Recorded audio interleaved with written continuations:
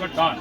तो आप यहाँ ब्लॉक में किस 5 किलो लिया है तो सबको बंटवा ही देते यार, खाई लेते हैं। सबसे पहले आपको बहुत बहुत धन्यवाद। इलेक्ट्रॉनिक मीडिया से आज यमुना पार्क की तहसील करछना का विकास खंड करछना स्थित इस परिसर में जो है कि डॉक्टर अम्बेडकर वेलफेयर नेटवर्क के तत्वाधान में एक दिवसीय हल्ला बोल और धरना प्रदर्शन इस बात के लिए किया जा रहा है कि बहुजन समाज पार्टी जो हमारी मुखिया है बहन मायावती जी, हमारी आन बान शान है, हमारी एकमात्र राष्ट्रीय नेता। देखा जाए कि मानवर कांसीराम साहब ने बहुजन समाज पार्टी रूपी वटवृक्ष को बड़े ही संघर्षों के साथ रात रात दिया जला करके, कैंडी जला करके पूरे बिखरे हुए बहुजन समाज को संगठित किया।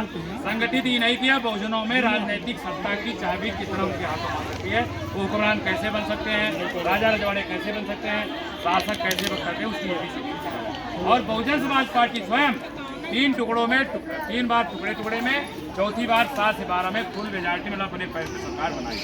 लेकिन देखा जाए 2012 से लेकर के आज की तारीख तक जो भी समय अंतराल है, आज उत्तर प्रदेश में बहुजन समाज पार्टी 9% और देश के लेवल पर, राष्ट्रीय लेवल पर 3% चला गया। इसका जो मुख्य कारण हमने खोजा है, बहुजन समाज पार्टी में लगभग 84 मतदाता हुए, तब से लेकर के बहुजन समाज पार्टी को एक वोट देते हुए चले आ रहा है। इसका जो मुख्य कारण है, जैसे बहुजन समाज पार्टी रूपी जो वटवृक्ष है उसको चाल करके कोई दिन अगर खोखला कर रहा है तो पार्टी के राष्ट्रीय महासचिव मेवालाल गौतम है। अगर इसे बहुजन समाज रूपी पार्टी को, तालाब रूपी पार्टी कोई गंदा कर रहा है जिसमें 3-4 मछलियाँ हैं, मेवालाल गौतम जी लखनऊ में बैठे हैं, और प्रयागराज मंडल रूपी तालाब को गंदा राजू गौतम, अमरेंद्र पासी पीएल जैसे लोग गंदा कर रहे हैं। इसको गंदा करके जो भी गंदगी फैला रहे हैं, हम बहन जी से मांग करते हैं जितना जल्दी हो सके मेवालाल गौतम को, राजू गौतम को, अमरेंद्र पासी को, टी एन जैसर को तत्काल पार्टी से निकाल बाहर करें, नहीं तो ये आंदोलन तब तक चलता रहेगा। आज हम यमुना पार्क की तहसील करछना में कार्यक्रम कर रहे हैं, कल राष्ट्रव्यापी आंदोलन बहुजन समाज पार्टी रूपी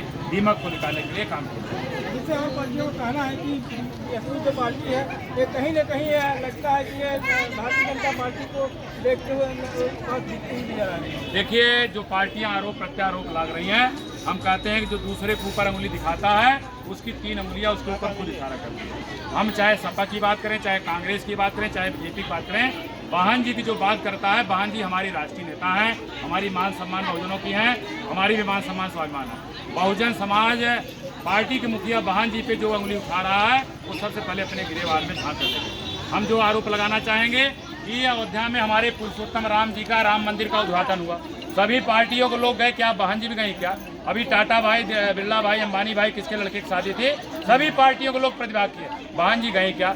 सभी पार्टियों के लोग जो मंदिर बनाते, क्या बनाते, जो उद्घाटन करते हैं, अगरबत्ती दिया बदलते हैं, बहन जी भी कभी कोई देखा क्या अगरबत्ती दिया बत्ती जो?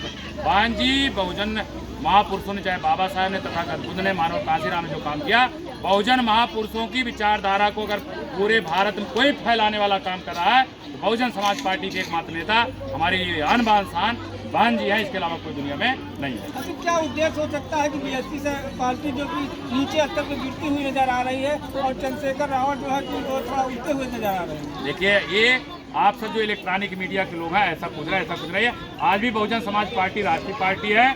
और जो चंद्रशेखर की बात जो बार बार आप लोग कर रहे हैं, ऐसे लोग, चंद्रशेखर रावत जैसे लोग, हम भी तो भाई पार्टी से निकाल बाहर किए गए 6 महीने। हमको अगर सपा ज्वाइन करना, सपा कर लेते, कांग्रेस तमाम पार्टी है जिसको राज, लेकिन आज भी हम क्या है, बहुजन समाज पार्टी जिंदाबाद, बहन मायावती जिंदाबाद का नारा लगा रहे हैं। हाँ, हमारे पार्टियों में कुछ गड़बड़ी है, मैं उसका मुर्दाबाद का भी नारा लगा, लेकिन मैं बहुजन समाज पार्टी रूपी जो घर है, चाहे हमारा खपड़ैला घर है, चाहे छनियर घर है, मैं इसी घर में जीवन यापन इसी में रहूंगा। और दूसरे लोग जो किराए घर देख रहे हैं ना, मानवर साहब की विचारकी में स्वर्ग में दास बनने से अच्छा है नरक का राजा बनकर रहो, 100 दिन की गुलामी से अच्छा है 1 दिन की सम्मानजनक जिंदगी व्यतीत करो। तो काम रामबीर गौतम करें, चंद्रशेखर रावत जैसे लोग दूसरी पार्टियों से उनको बैकडोर फंडिंग होती है, निश्चित बहुजन समाज पार्टी में फंडिंग नहीं हो पाएगी।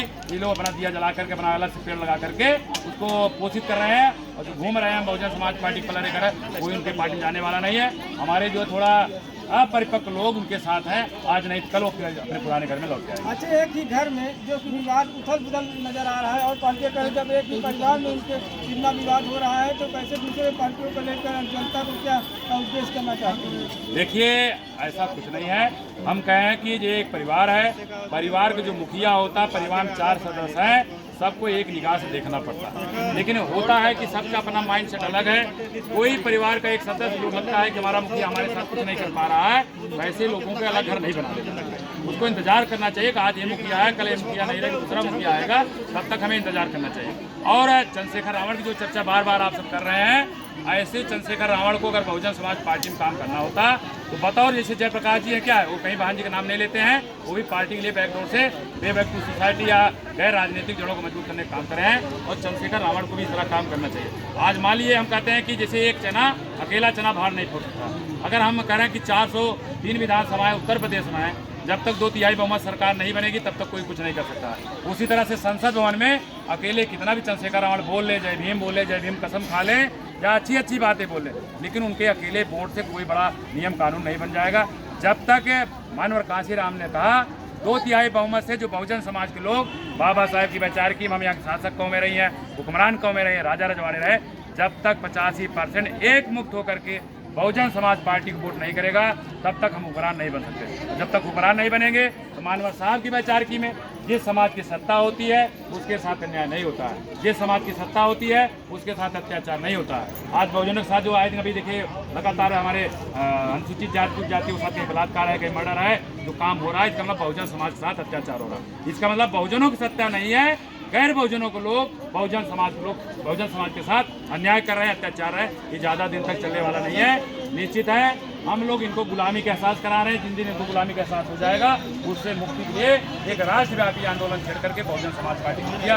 बहन जी को देश का प्रधानमंत्री, उत्तर प्रदेश का मुख्यमंत्री हम लोग बनाएंगे। मैं राम मिश्र गौतम, एडवोकेट हाईकोर्ट, संस्थापक डॉक्टर अम्बेडकर वेलफेयर नेटवर्क। आइए यहाँ पे कुछ महिलाएं भी हैं, आइए उनसे बात करते हैं क्या इन लोगों का उद्देश्य है, क्या कहना चाहती है, इसलिए यहाँ पे आए। मुर्गा मिले तो बीजेपी को दिया था, तो इतना दस्तक दिया है। क्या यहाँ पे किसी ने आए हैं, क्या उद्देश्य है आप लोगों का? आदमी कहीं बस बीजेपी को देखे, क्या कहेंगे माता? भैया